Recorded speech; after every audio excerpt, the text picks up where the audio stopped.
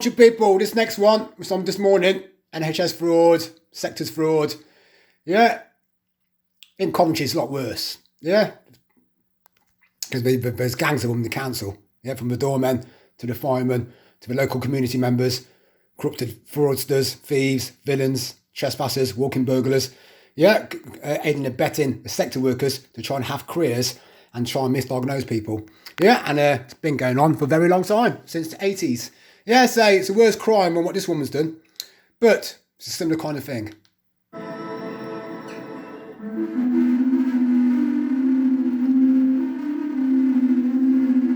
In Failsworth near Manchester, highly experienced fraud specialist Dave Alford is helping the local GP surgery investigate their recently appointed manager, Karen Evans. She's stolen a staggering £582,000 from them over the last year and a half. The next disturbing discovery is that Evans's crimes and mismanagement mean the surgery hasn't paid its bills, with outstanding invoices running into the hundreds of thousands of pounds. Now, what I am exposing runs deeper. It runs through social services, the NHS, the University College Hospital. Yeah, it runs through the mental health sectors, the Swansea Centre doctors, psychiatrists, and they're all aided and abetted by doormen, mercenaries from the armed forces, from the Navy, from the fire service, to the police force. Tony Chapman, trainee wannabe police officer, who knows all the criminals, knows council estates, knows all the hooligans. Yeah, and they're aiding and abetting people to have careers by misdiagnosing people, and even to the point of social workers going in, taking children off families, misdiagnosing the parents and the children. Yeah, and even pensioners. Yeah, which I'm doing this all for my mother. Yeah, to make sure that we can't touch her and everyone involved to get arrested and have their careers destroyed. Yeah, see how they like it when the boot's under their foot and have their careers destroyed. Yeah, so that's what we're doing. Actions have plunged the practice into crisis. The potential impact on a GP surgery of abuse of this nature and of this value is that potentially it could put that practice out of business.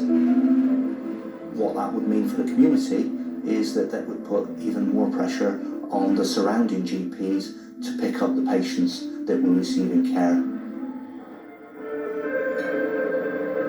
The only way to potentially claw any money back from Evans was to bring criminal charges against her.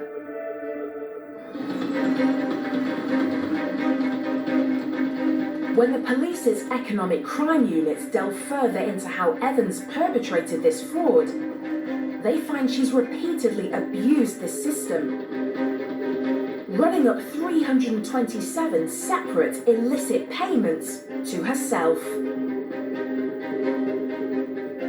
The number of transactions that were undertaken show that it was a systematic approach.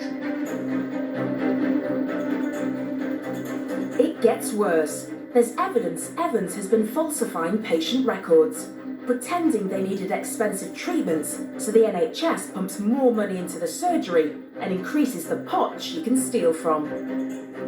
One doctor at the practice has to spend 3 weeks checking the records of 12,500 patients. 323 are found to have had their records altered, with 9 even marked as end-of-life care when they were not terminally ill. Now that's what goes on in Coventry. Misdiagnosing people, putting fraudulent files into non-patients' records to get court orders. What happened to me in July 2014. Yeah, well, I've got the 2 fraudulent files, which I can show to any judge and jury, to any court, to any investigating police officers. Yeah, and that's how dirty Coventry City Council are. The sector workers, the Swansea Centre doctors, psychiatrists, mental health unit, who were desperate to detain people and training all the people around them. And that's all we've done. We've done hidden case studies, done research, used body doubles, because that's how fraudulent they are.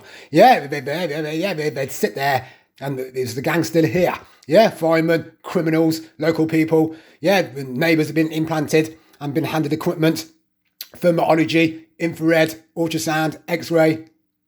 Yeah, radiance imaging equipment to take photographs of my body every day, because we've got hidden case studies as well to show at the parties, to show at the sessions, to show at seminars, conferences. Yeah, YouTube presentations. Yeah, so just for the juniors to have careers on and to lie to make out they are experts in the field, while the local people, they have copies of it all to ridicule, shame, do defamation of character on, and have a laugh about it at their parties, at the weddings, at the drinking sessions, drug sessions, and in the pubs and clubs.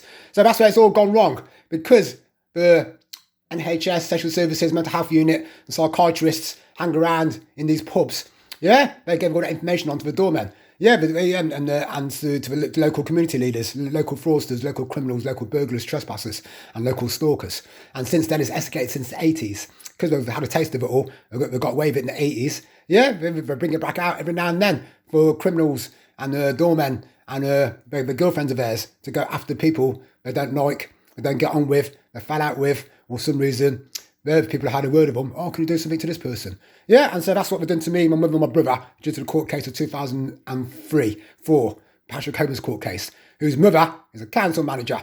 Yeah, and they've all been getting information from our computers, from our emails, from everything we do, getting network back to them. And a lot of them are all fucking criminals, a lot of fraudsters, a lot of gamblers. Yeah, so they're gambling their lives away, gambling their careers away.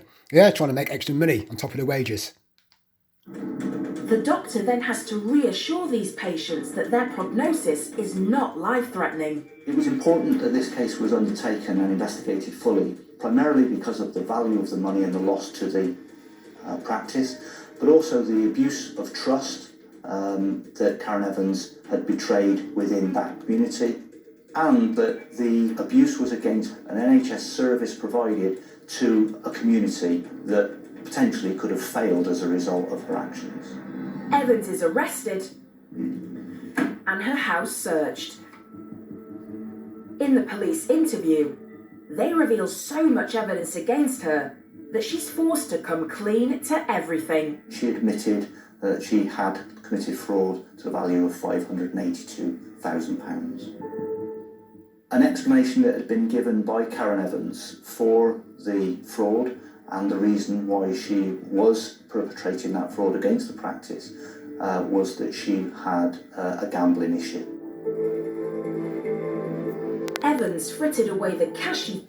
Now, like I mentioned, yeah, because they knew I was talking a lot about football and all the local people we've used, yeah, we're all gamblers, the hooligans, yeah, it's escalated. That's how they've got people aiding and abetting them all. Yeah, well, saying, we'll give you information on everything it does on his computer, so that you can try and win money off it all.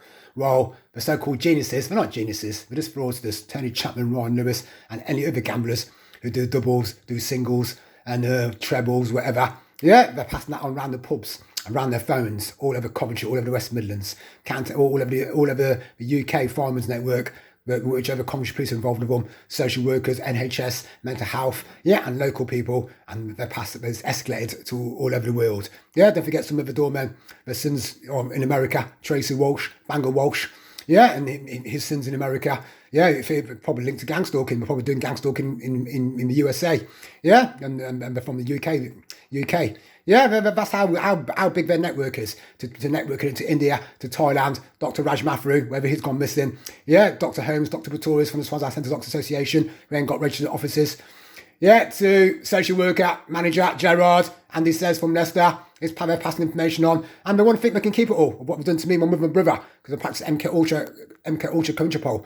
Yeah, psychological warfare, to try and break people down first, before their conspiracy, their fraud, using local people to make loads of phone calls about the targets, and then they try and swoop in for the kill, like vultures, via court orders, which we did to me in July 2014, which I hope to keep using over and over again in Coventry. So I'm exposing their family court protection and how they do it all. Manchester Crown Court for sentencing. Evans pleads guilty.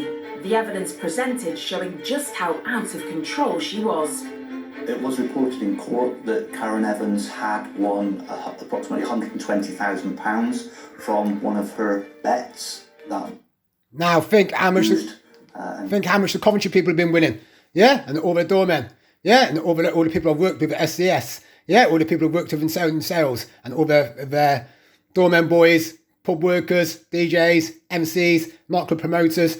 Yeah, and all the city. Yeah, so that's how deep it is, and the people involved in it all deserve more than what this lady got, which is 3 years. Gambled within a matter of days.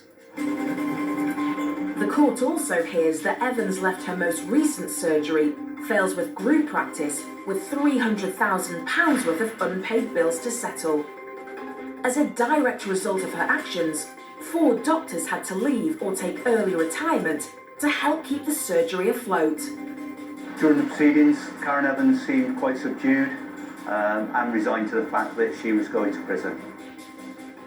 In summary, the judge told Karen that the abusive position of trust that she was in had caused a serious and detrimental effect to the victim. Evans is given a prison sentence of 3 years and 4 months.